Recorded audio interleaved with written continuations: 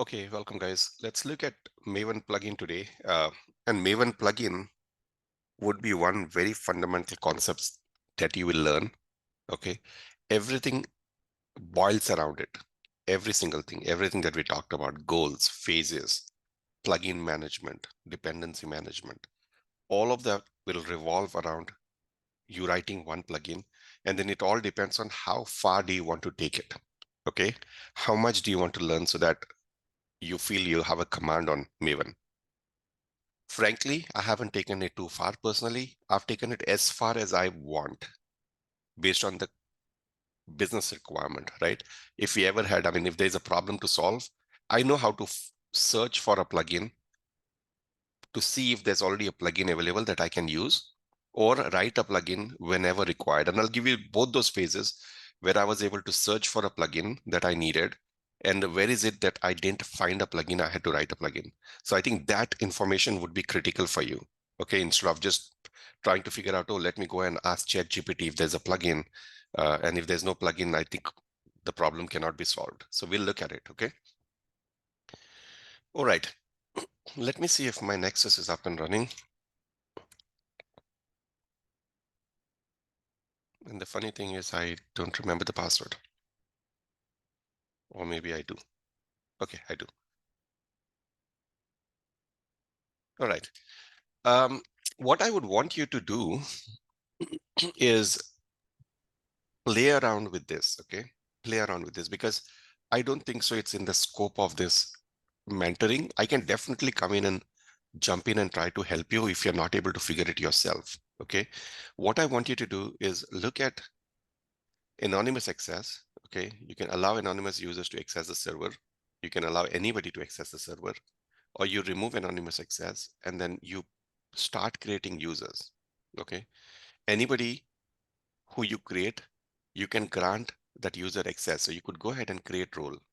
So what I want you to do is start looking at a role. Rather, go here and start to create a role, okay? So Nexus role, let's say. You want to give a role ID, role name, description, and then when you come down over here, you're able to say what privilege will that user has. So go through each one of them over here. So if you, when you read it, right, it's very, very simple. It says Nexus all. Nexus all means a fully administration access that you want to give. Or Nexus analytics all. We are not doing anything with analytics over here. So I don't think so you're going to do anything. API key. So Nexus also has APIs that you can access. So that is another area that you might want to explore and say, hey, you know what? I want to deep dive a little bit. If I want to do a cleanup in Nexus, how do I do that? Is there an API available? If there's an API, how do I go ahead and create an API key? Okay. And if I create an API key, how do I create a user and give that user access to do only what you want that user to do when it comes to APIs? Okay. If I go into the depth of it, right, there's so much. I can just keep myself only teaching you Nexus, which I don't want to do. I want to show you more. But as we move on from this tool, right, I want to tell you what more you can do. That's exactly what I'm showing you over here. So if you see here, right, Nexus repository admin ****. It's a full access again when it comes to repositories. Then if you go down, it says allow to add, allow to browse, allow to delete, allow to edit. Add the list to make yourself comfortable. What you can do is create a role, create a user and assign a role. I don't know why this keeps coming here. Change your password in a breach. It's okay. I don't care right now. So when you create a user over here, right, you can add that user to a role. You can assign that role and then log out from here and then log in as that user and see what is it that you can view. For example, if you give only browse access, you should not see this admin icon over here. Do you guys follow me so far? Yeah. Yeah. Okay, good. Then there is privileges. I think you can create privileges, just find out what is privileges and what is role. If you go here, application privilege, repository admin privilege, so on and so forth. Okay, you can create it, figure out what privilege roles and users are. I'm not going to deep dive into any of this. You can do it very easily. I don't think so you can do anything with LDAP unless and until you have a LDAP server. So you create your users. Your users are not managed by Nexus, but it will be managed outside on an LDAP directory.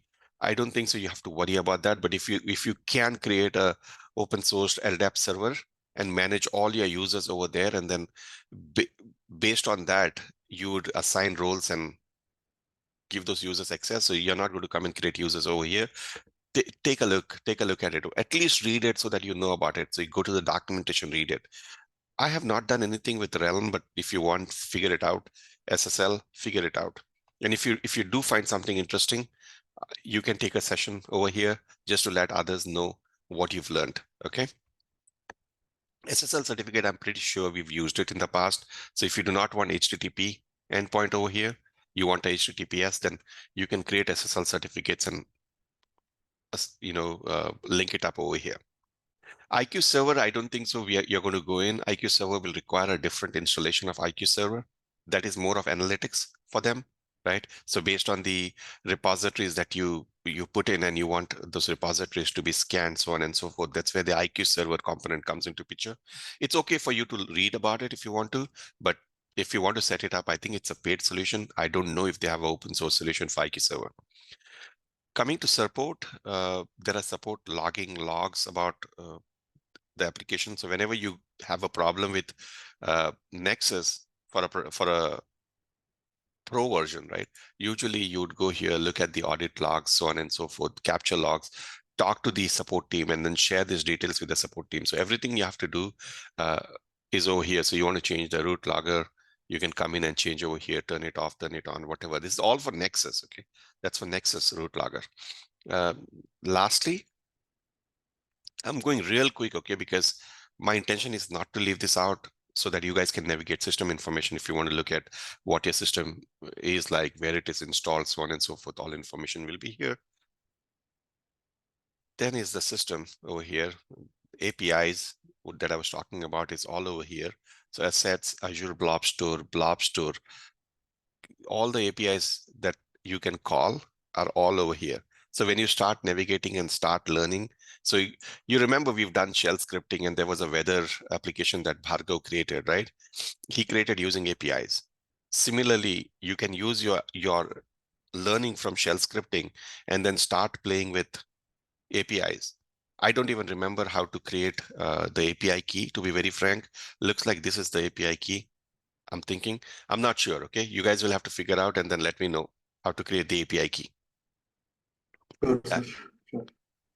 Going back over here, there's something called as tasks. This is another very important thing that you might want to learn is there'll be some time you want to run automated task to do some kind of a cleanup. So they already have one job over here, which is cleanup repository using their associated policies. What are policies? The policies are set up over here. So there are cleanup policies. So there's no cleanup policy right now. So you can create a cleanup policy, give a name, give which one you want. For example, Maven 2, you want it. Give what you want to do. And then over here, it says release or snapshots. Okay. I believe we have not looked at releases and snapshots in Maven, correct? Yes. Okay. So let's look at releases and snapshot. Remind me in a minute, okay? Once we're done away from here, before I go to plugin, remind me about Maven releases and snapshot, because then you'll be able to understand what release and snapshot really is. Then you can define a component age. How many days do you want a component to stay there? For example, you want everything to be deleted in 20 days. You can put it up something like this. The cleanup task down here will delete based on the cleanup policies that you set over here, okay? You can even define it based on usage. So you can say if the component is not used for last 100 days, you want it to be deleted. So if there's a Maven artifact that you've uploaded in repository and you want that to be deleted after not being used for 10 days, you can set this up like that and say save. Okay. And this applies to pre-releases and snapshot, or you can even say releases, or you can even say pre-releases and snapshots only. You don't want to delete releases.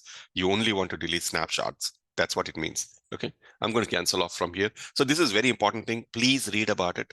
Clean up policies. And when you do that, remember how to link those tasks over here in cleanup. Okay. I'll discard this.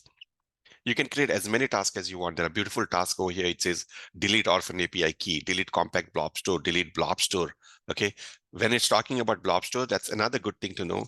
You can actually create blob store for each and every repository. So if you see repositories over here, they would be using, let's pick up one release.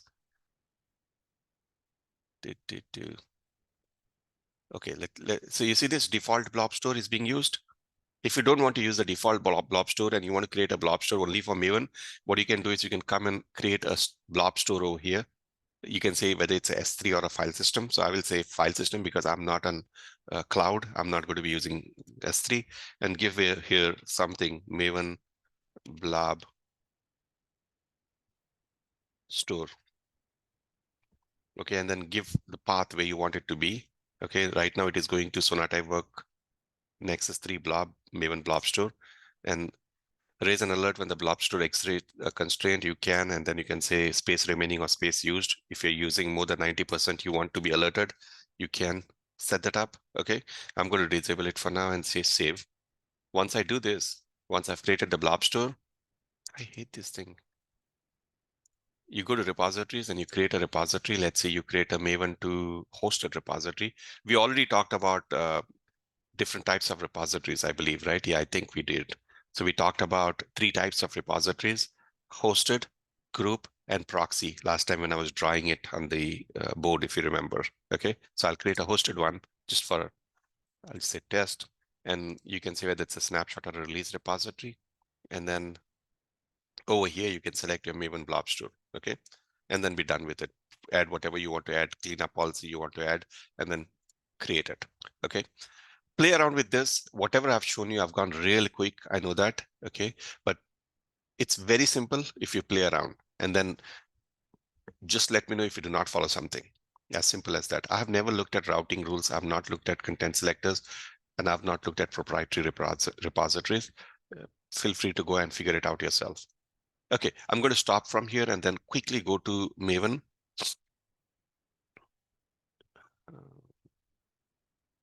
Okay, any questions so far? I think we are all good. What's that? No, sir, I think we are good. You said to remind about snapshots. Yes, snapshots and releases is what we'll look at now.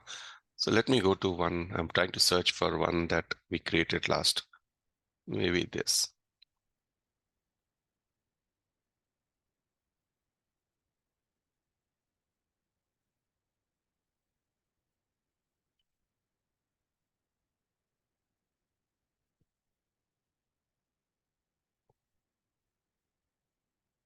Okay.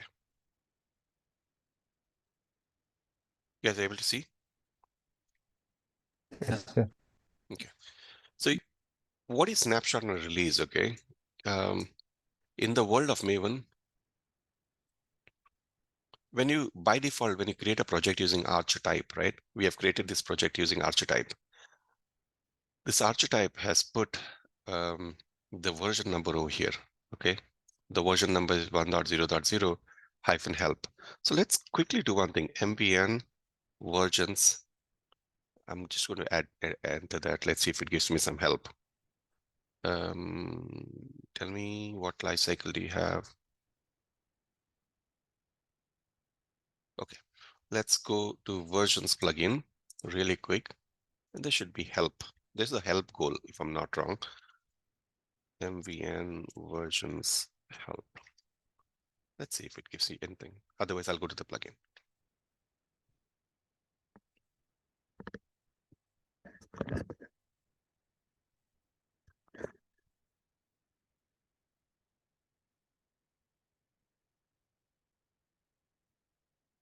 So far, whatever we've done, are you guys learning something? Something new, Yes, exciting?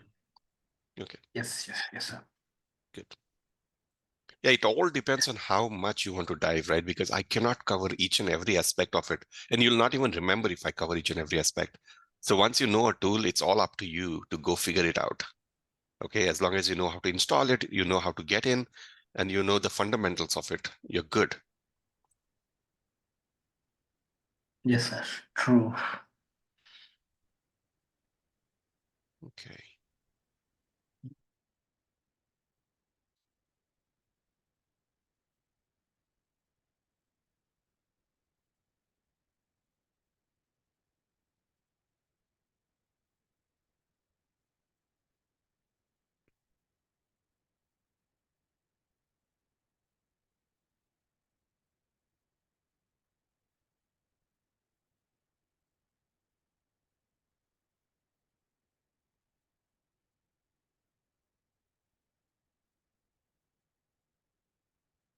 I cleaned up my local repository, right? M2 repository. So it's downloading everything that it needs. But while it's downloading, just in case if that doesn't come out right, let's look at Maven versions plugin.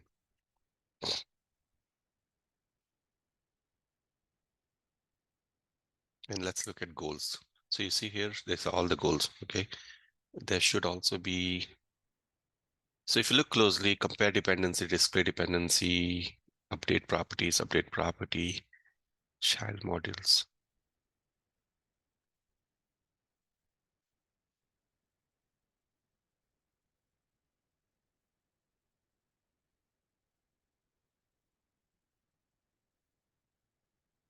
There should also be a set can be used to set the property.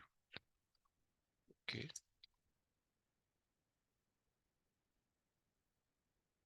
I don't see help actually, but that's fine. It's at least downloading something and I know what I want to show you.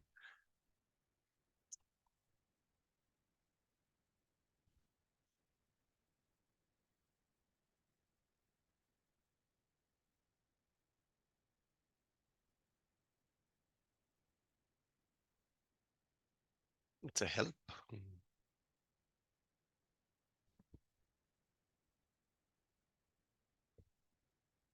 There's a plugin almost for anything you want to search for most of the time. List or something, I don't remember. Active profile, all profile, describe, effective POM, evaluate Maven expression to you. Okay. All right. Doesn't want to finish up yet.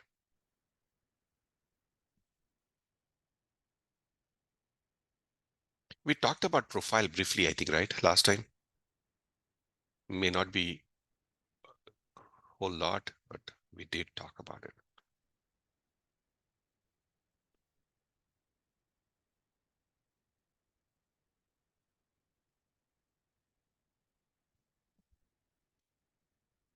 Okay. So you see it gave help about the same thing that we were looking up, right? Any plugin will have a help actually. Use releases, use reactor, use next snapshots, use next releases, use latest version. You see there's lot of goals up there. Okay. What we will do is MVN versions set. Let's see if it has help. I mean, I don't remember. It does. And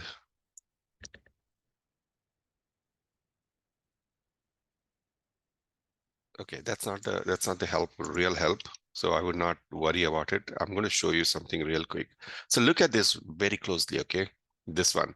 You already know when I did a clean install or package, it generated an artifact with 100-snapshot version, okay? The difference between snapshots and releases is when you deliver this 100 in Nexus, when you look at it, right? Browse, Maven, snapshot. Right now, I've just done it once, okay? Or maybe I did it thrice actually, 1, 2, 3. You see there's a 1, 2, 3, but when you have a dependency to download, you always download with snapshot. So what Nexus does, it always gives you the latest artifact from here, okay? So according to you in your mind, when you do snapshots, you're overwriting the same application over and over again. Nexus doesn't do it, but theoretically that's what it means. You're overwriting. But when you're producing a release, right?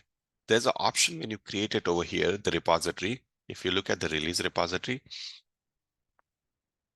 if I go down over here, you see what it says over here?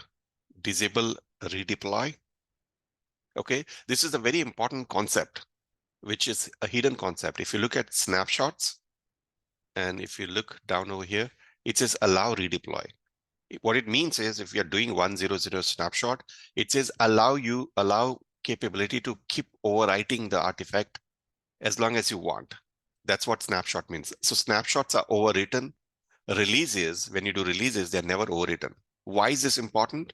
This is important because if you're producing something that will go in production, once you create a version, you don't want anybody to override that version. Okay, and that's what we are going to see now.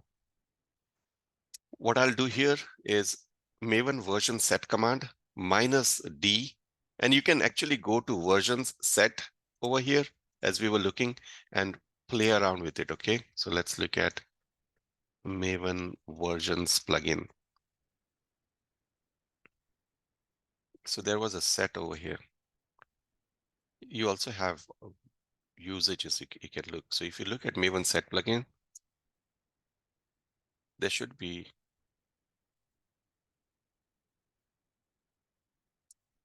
let's put a command over here. I think it's version, if I'm not wrong. There's a generate backup POM. If you guys see it, tell me. New version is there here, right? That's the one we want. And then there'll be a generate backup POM, this one. Okay, so I will show you without using the generate backup POM first. New version is equals to 1.0.0-1, let's say. That's the version I want to use. Okay, and I'm going to just run it. Look closely over here. You saw what happened? I don't know whether you noticed it or not. It 100-snapshot changed to 100-1. Okay, very closely if you look at it, right, there is backup file created over here which shows what is earlier on. Okay, what I can do is I can bring the Maven version set command.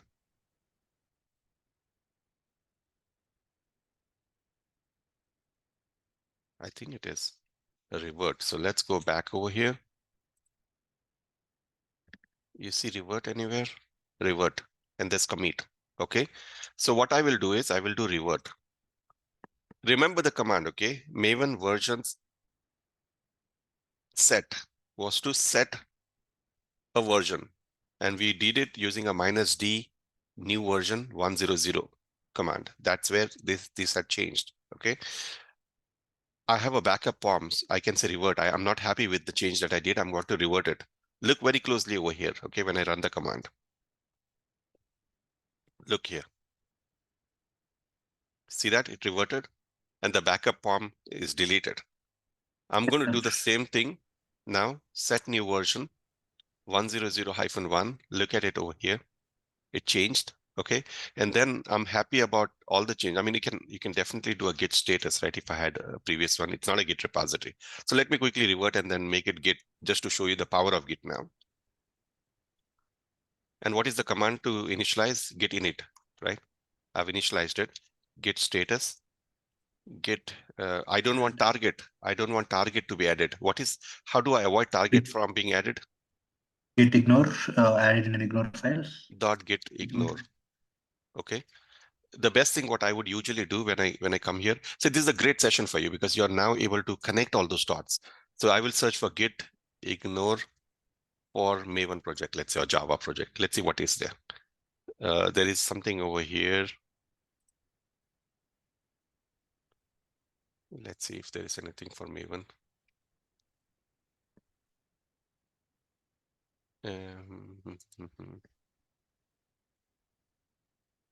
There's something for Maven. So let's pick that guy up.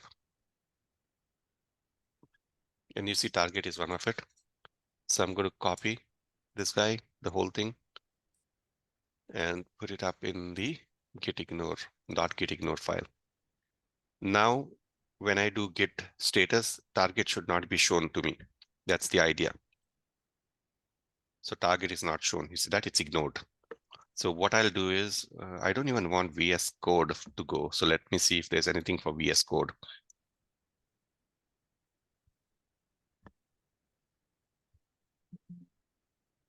Node.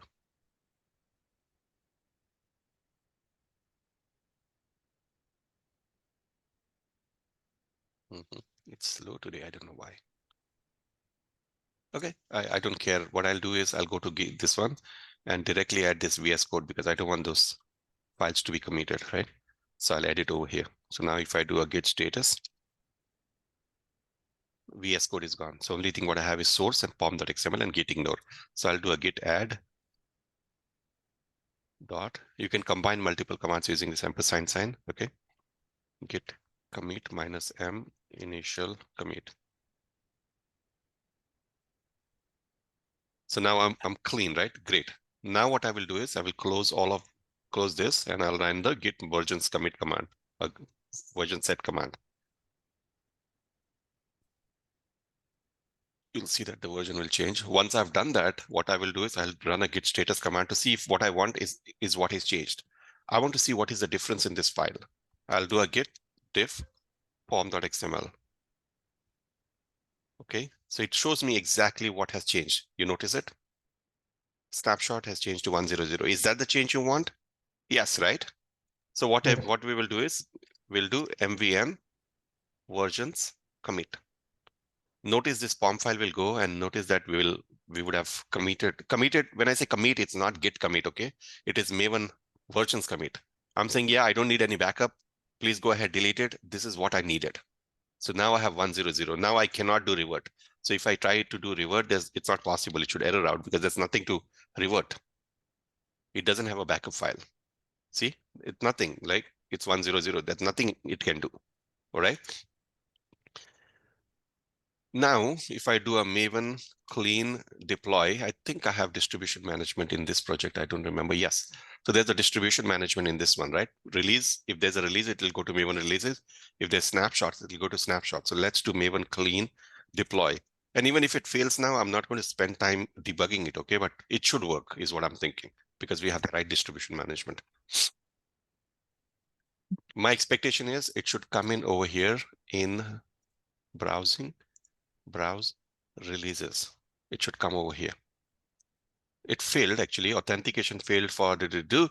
Okay, great. So it is saying authentication failed. I know we were playing with settings.xml file. So let me go to settings.xml file real quick. I want to find what is the where is it? So Maven mvn -- version. Last time you changed the master password. Yeah, exactly.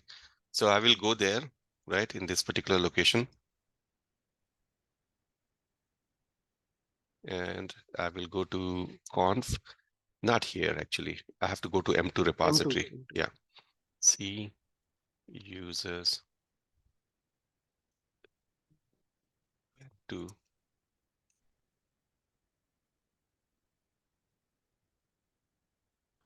so I want to generate a new password, right? Encrypted password. So let me quickly do that. mvn -ep admin 1234. I'll pick this up. I don't have to do a master password, right? EP is encrypted password. Okay, that's a short form. I don't want to do MEP, master encrypted password, because I already have it. From using the encrypted password, master password, I have generated a password for admin 1234. That's my Nexus password. Okay, so I'll go here. I will delete this guy completely and paste it over here. Let's see if it works. Okay, if it does not work, I'll remove it completely. It should work.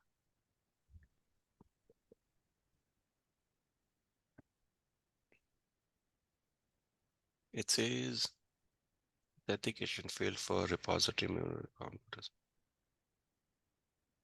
401 authenticated. Why should it fail? Maven releases. Maven releases. Okay, let's debug this. I mean, I think it's an interesting problem. Let's debug it. So if I go to C for installation Maven conf, open the settings file. I want to look at what I've added here. I remember I added Nexus. And if this is Nexus in my pom.xml file, oh, wait.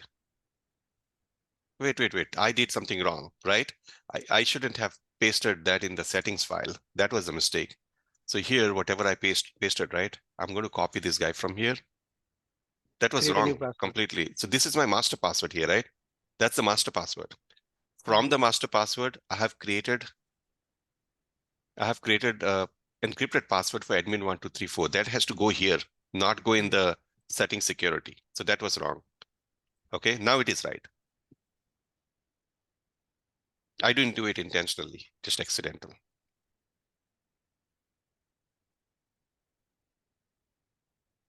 You see, now it works. It's always good to make mistakes, right? Then you figure out what's going on. All right, so now if I go here and refresh it, I should see that artifact over here in releases. And you indeed see this over here, okay? Now is the fun piece that I want to do. I want to run Maven clean deploy again. And that is that disable redeploy will come into action. It should fail because 100-1 is already there. See that? See what it is saying? Repository does not allow updating assets. Okay, just for the fun of it, what I'll do is I'll do a new release.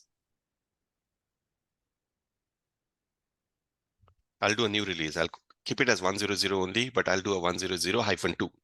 Okay, usually what we do is this number 1, number 2, right, is the build number. Whatever is your CI tool. If you're using Jenkins, it'll have a build number. If you're using GitHub Actions, you're using Bitbucket pipeline, that'll have a build number. So if you want to keep the same version number and you want to do multiple drop, and I'll tell you here, where do we use it? What's the purpose of it, right?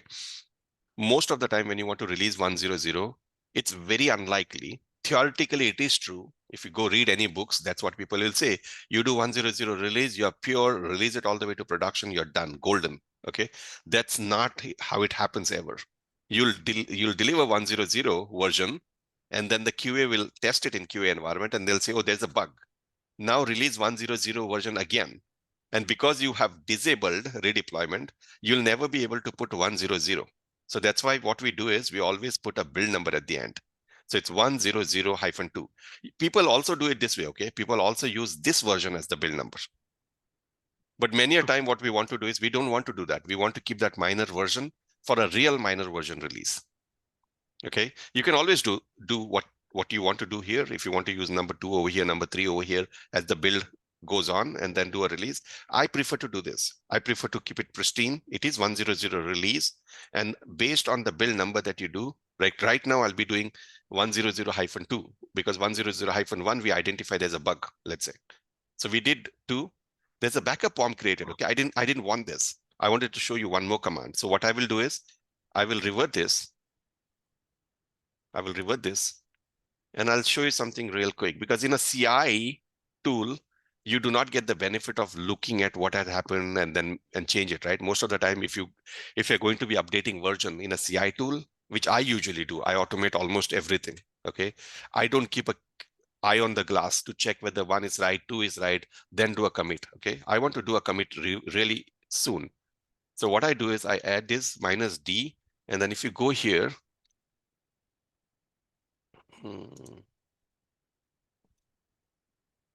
come on, and search for,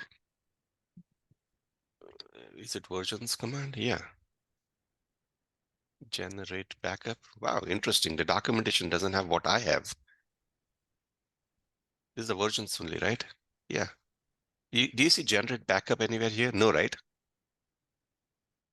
See, it's not there. So if you go to set command over here, there should be one. Yep.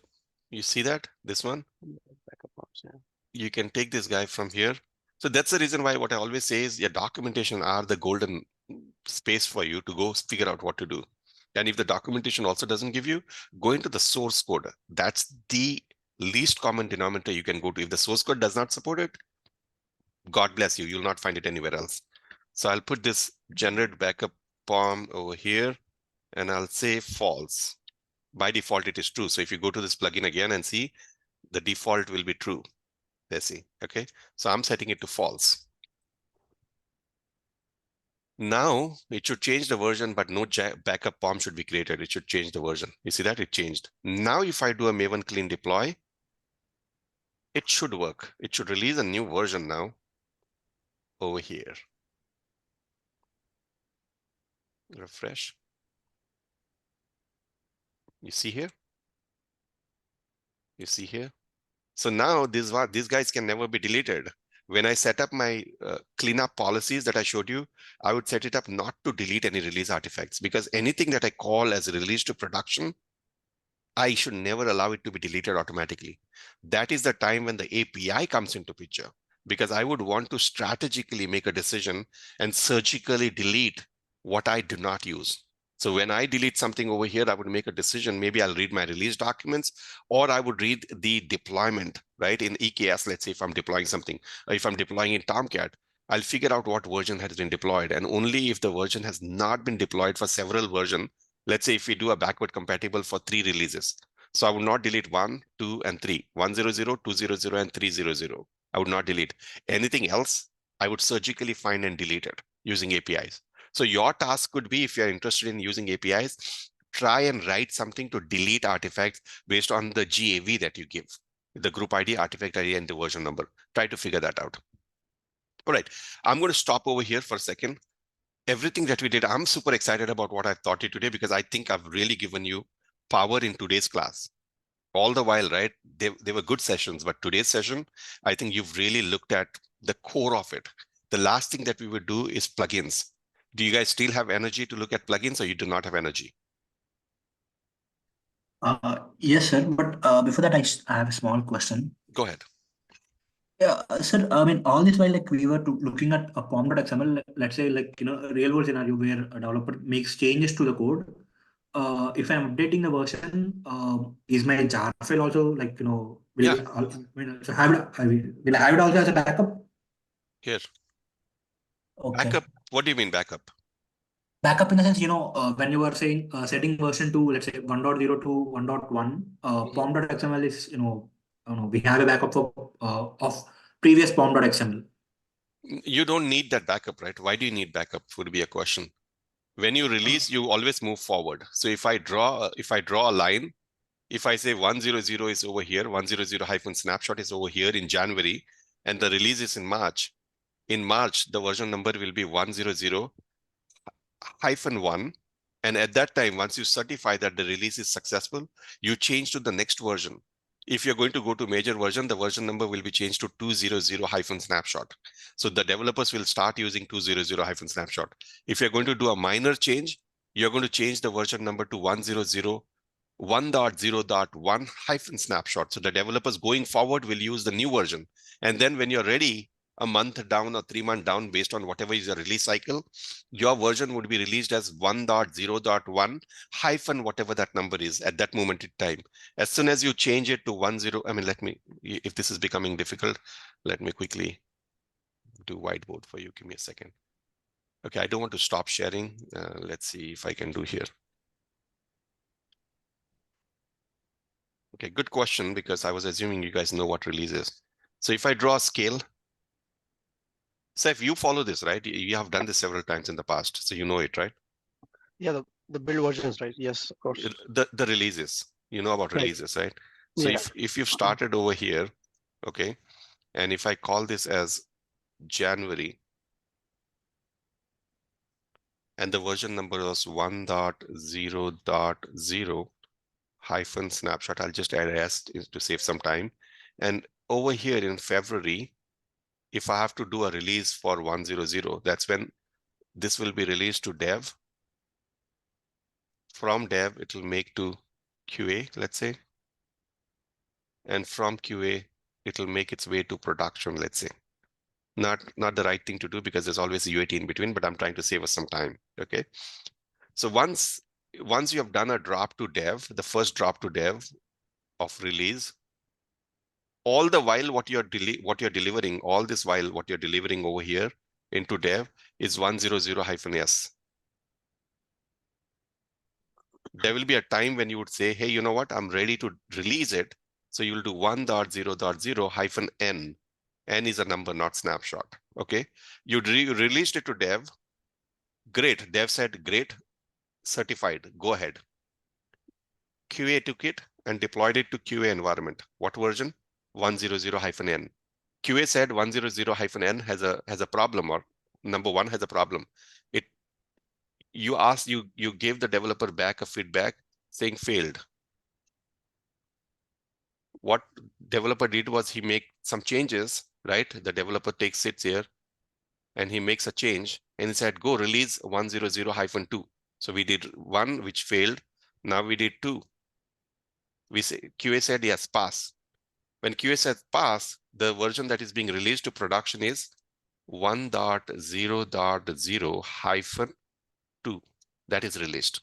As soon as that is done, as soon as that release is done, the next version, immediately what version are we at on February? 1.0.1-snapshot, let's say, if you're doing a minor release. So developers will start coding and moving ahead with that version. In March, when we are ready, we do the exact same exercise. This time, what is the version number that we want to release? 1.0.1-n. That's a release. As soon as that release is done, the next version to do, the product management will make a decision whether we want to do 1.0.2 or we want to go a major release next release 2.0.2 snapshot. Are you guys understanding what I'm saying? Yes, sir. Sir, So there's no backup required. That's where my question was. What backup? Why do you need backup? You always move forward. The releases always move forward. You never do 101 snapshot or 100-n or -2 release and then set the version back to 100-s unless you're not frozen over here. At that, till the time you're frozen, it's always 100-snapshot. So you'll always commit. So once you're done with your release, you'll always go back to the version 100-snapshot. So your question is right. So again, you're going to run the same command. You'll run the same command, but you'll run it as 100-snapshot and then commit it, because you have not frozen the release yet. That's what is called freezing of release. This year, when we did this final one and we said it's great, working, that is when we call it as freeze release.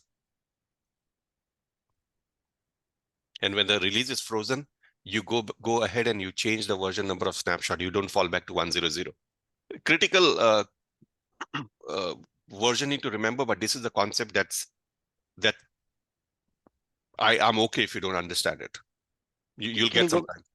I have one question. Can you go back to the Yeah. screenshot?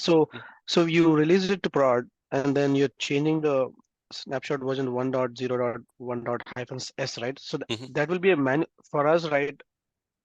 That was becoming a manual process. I mean, they used to update the POM file manually. Is that how?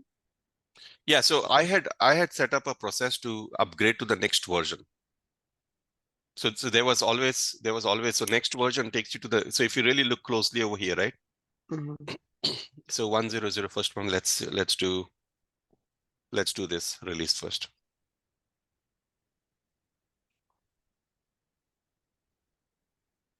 Okay.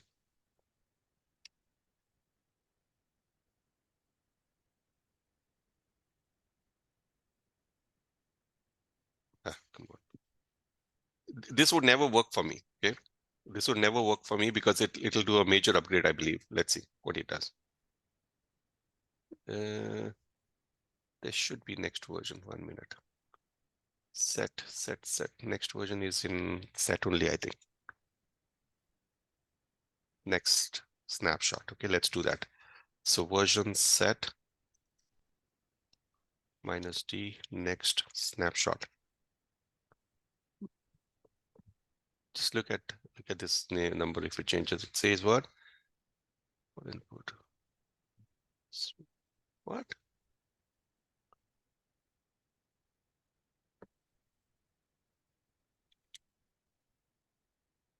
Whether to add next snapshot, next version number. Okay, I know. Because we are not on snapshot, it will not do that. Let's see next releases. And we have put hyphen over there, so that also it might not like. So it says enter the new version to set 1.0.-4. Let's say that's the next version. So it set it to 4. Okay. If I was on snapshot, let's do. See, this is a challenge, okay, with this plugin. If you're already on a release, it doesn't allow you to go back to snapshot. So what I had baked in the solution was, I had baked a solution to look at this version, okay, look at what the version is, remove this particular piece and then add a snapshot. So that was my own solution. I had given a pipeline to update snapshot versions. There was a pipeline for it. So after every release, right, so they used to check out the POM file and do it manually. No, they don't need to do that. They were doing it. Yeah. Last 10 months. Yeah. Okay, so I had already created a pipeline. Maybe they just don't know. So here's an assignment for you. Okay, the assignment for you guys is, once you've done, first of all, right, do everything with scripts. Okay, you can create a script file called update snapshot version. Okay, that's update snapshot version will accept a number. Okay, it doesn't even need to accept a number. It'll look at what is the current version. The way to get your current version is there's a Maven evaluate command. Okay, so if you see here, there's an evaluate command. Look at this one, this guy. And it takes artifact and artifact for evaluating Maven version. There should be a usage over here. No, they're not giving anything.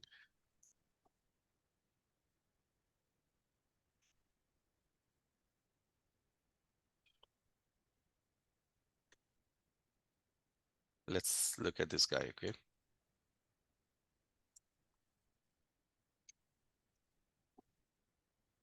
Or just Google if I'm not able to get you here. Your intent is in your shell script, you want to get what is the current version. You can always use sed command, but sed command is not what you want to use because there are commands available in Maven to get you the exact version. This one is going to get you the project version. You see here, it gives you the project version. So what you're saying is evaluate my POM file and give me the project version. Same way you can say project group ID. It'll give you the group ID. If you say give me the artifact ID, it'll give the artifact ID. What you want to do, your assignment is this. Write a shell script that will get you the version. And when you get this version, so as soon as I get this version, right? So say, for example, if I would do something like this, what they were doing.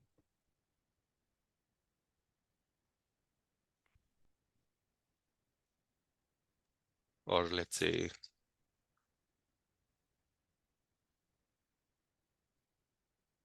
I'll capture it in Maven version. I'll do a echo $Maven version.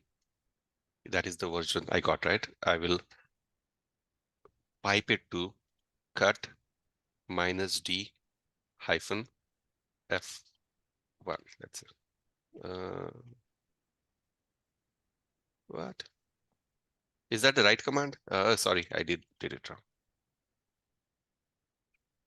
I want to cut by hyphen. Can somebody tell me what the cut command looks like?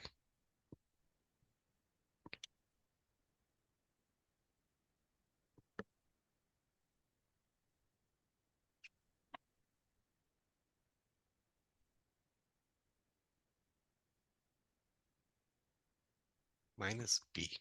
I don't. Where is there should be field 1, field 2 that I get to pick up. Oh, here you go. You have to put it in single quotes. Looks like something like this. No?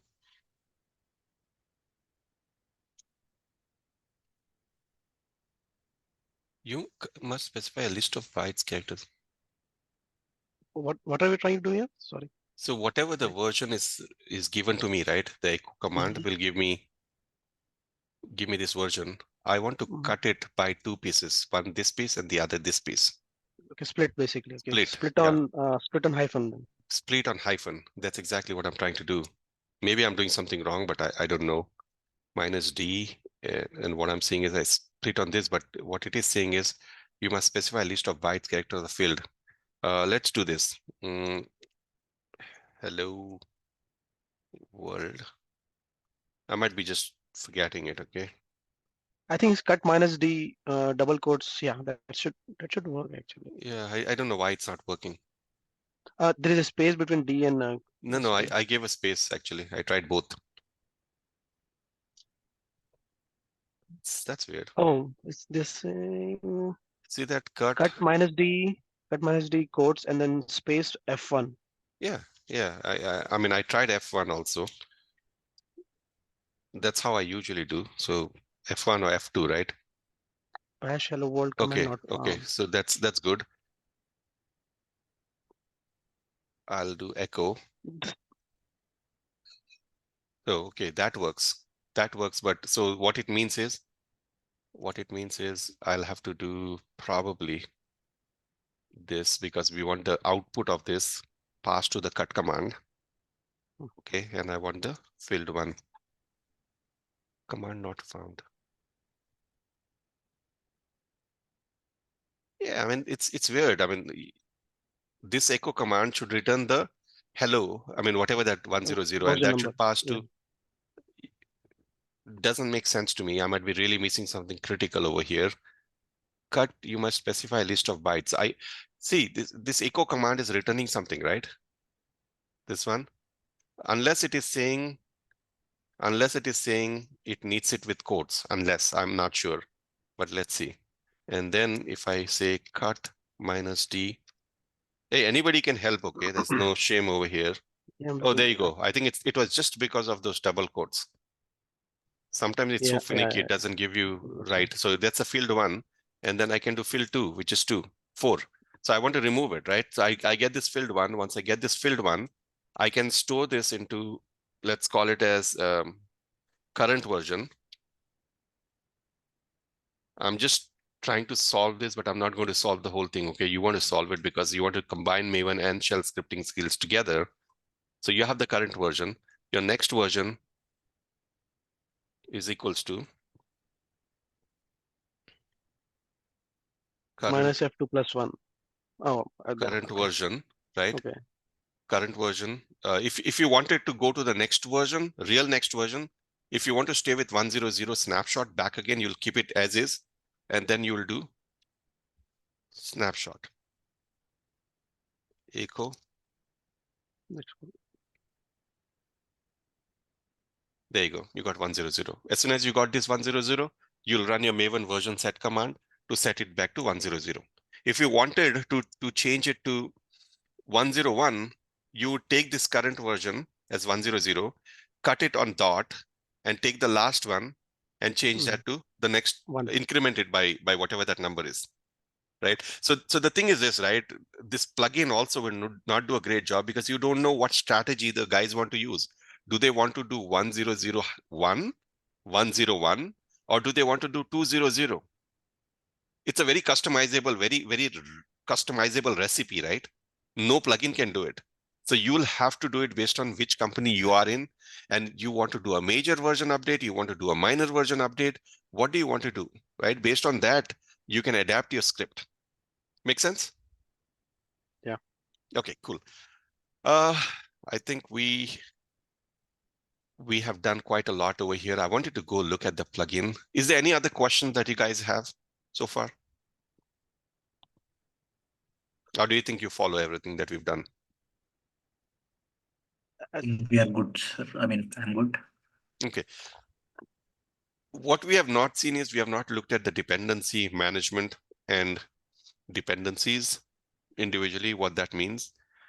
We have not looked at how do you create an enterprise POM or enterprise bill of material, okay, or what a bill of material is. If somebody can capture this last things, whatever I said, okay, enterprise POM, enterprise BOM, dependency management, dependencies, capture it, and for the next session, remind me to educate you on that, and then also add custom plugins or Maven plugins into that whole thing.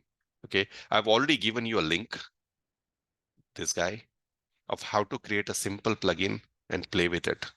Okay, so please go through it when you get time, or expand a little more and search for some more information on how to write plugins. I think you should be fine. But so far, I think we've covered quite a lot for you guys to feel comfortable with Maven. But it doesn't end, right? As I always say, every tool that you come to, it doesn't end with just the little thing that we do. Okay, there's more to do. So please expand your horizon, try to learn. And if you have any questions, come to me, and then I'll try to help you with it. Another thing I want to give away before we wind up today is I want you to look at Maven Enforcer plugin.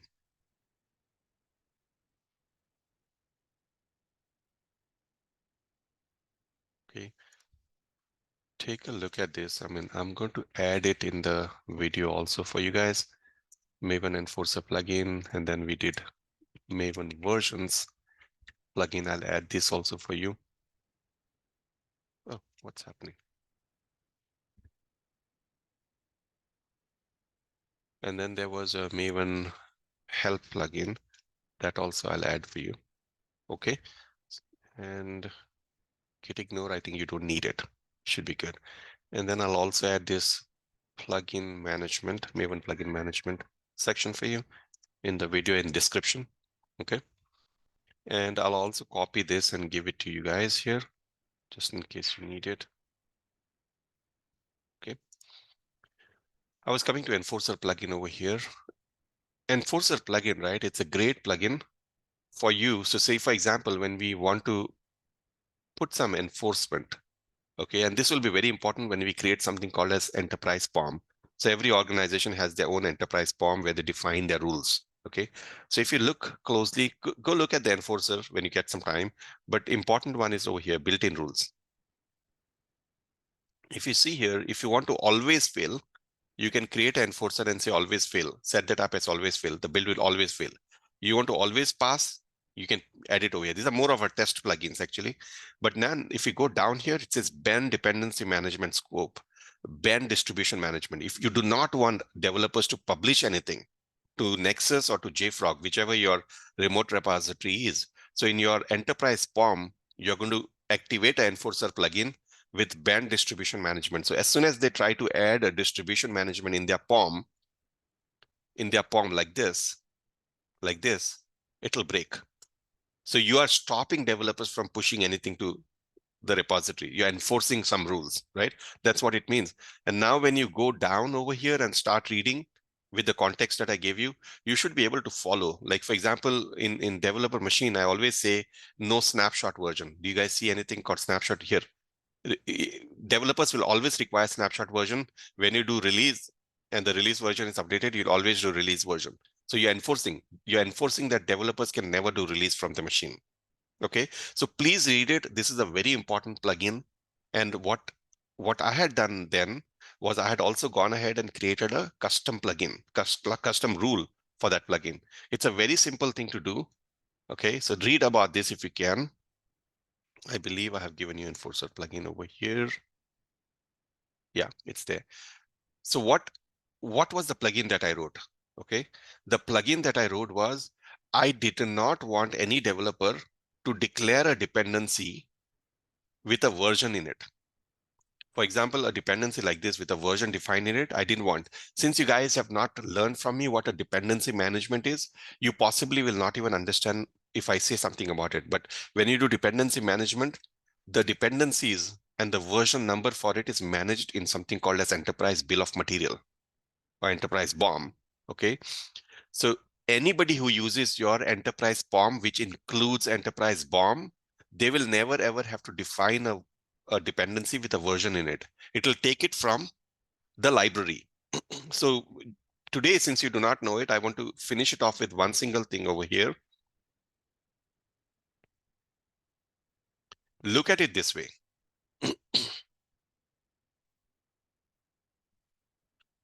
You have a library.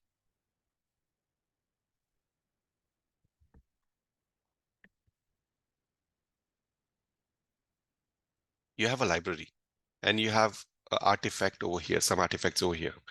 When these guys want to use a book or a dependency from that library, they say, give me the version number, or let's call it as dependency A, dependency B, dependency C. And each one of them have a GAV, right? Group ID, version ID, and group ID, artifact ID, and the version number. When you declare A over here, you only tell what is the group and what is the artifact ID. You do not define a version number. You do not define that. It automatically knows by the virtue of transitive dependencies that in dependency management section in my library, there's already artifact A and which version to use. What is the benefit of this? The benefit of this is when I want to change this version number in the future, I don't have to go to each and every repository, each and every project that is referring to A. Since they're all referring to A, from here, I can go here and upgrade version from top. You guys get me so far? No?